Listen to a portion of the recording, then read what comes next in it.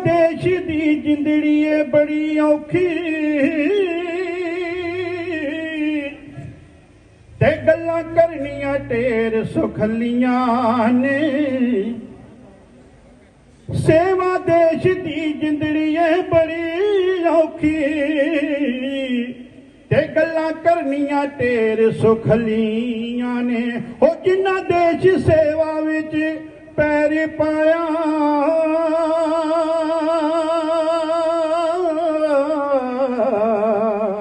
ते उन्हां लख मुसीबतां झल्लियां ने।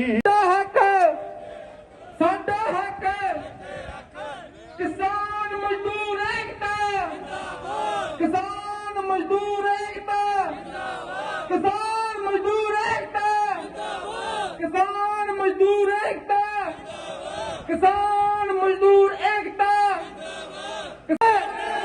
साडा हक, साडा हक, किसान मजदूर एकता जिंदाबाद, किसान मजदूर एकता जिंदाबाद।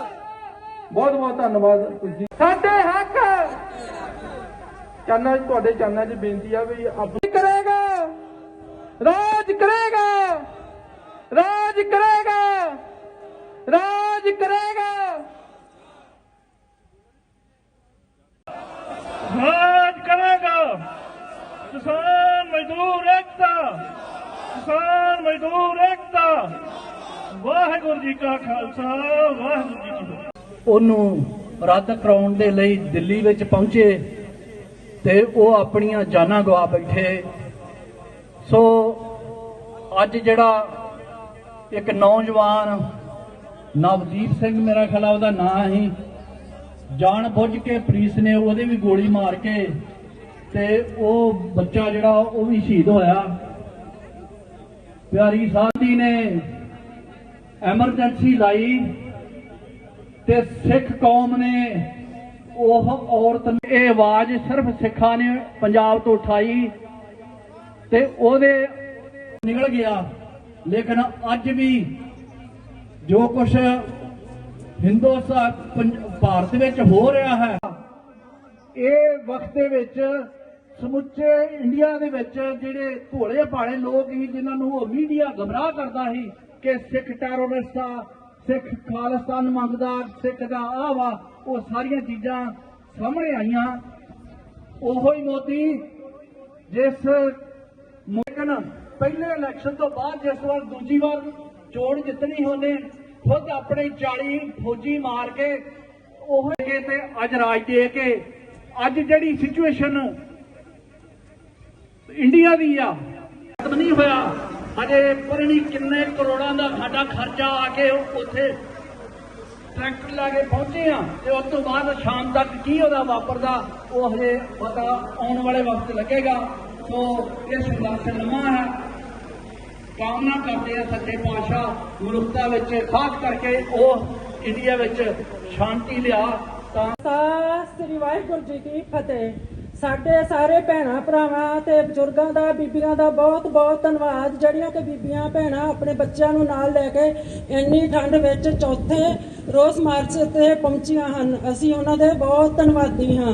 ਮੈਂ ਨਾਰੇ ਲਾਉਂਗੀ, ਸਾਡਾ ਹੱਕ, ਸਾਡਾ ਹੱਕ, ਮਜ਼ਦੂਰ ਏਕਤਾ, ਮਜ਼ਦੂਰ ਕਿਸਾਨ ਏਕਤਾ, ਮਜ਼ਦੂਰ ਕਿਸਾਨ ਏਕਤਾ। ਆਪਣੇ ਹੱਕ, ਅੱਧੇ ਹੱਕ, ਸਾਡੇ ਹੱਕ, ਕਾਲੇ ਕਾਨੂੰਨ, ਕਾਲੇ ਕਾਨੂੰਨ, ਕਾਲੇ ਕਾਨੂੰਨ, ਕਾਲੇ ਕਾਨੂੰਨ। ਮਜ਼ਦੂਰ ਕਿਸਾਨ ਏਕਤਾ, ਮਜ਼ਦੂਰ ਕਿਸਾਨ ਏਕਤਾ।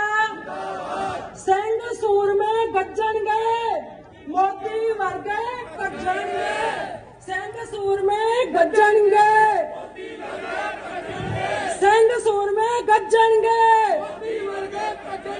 ਸਿੰਘ ਸੂਰਮੇ ਗੱਜਣਗੇ।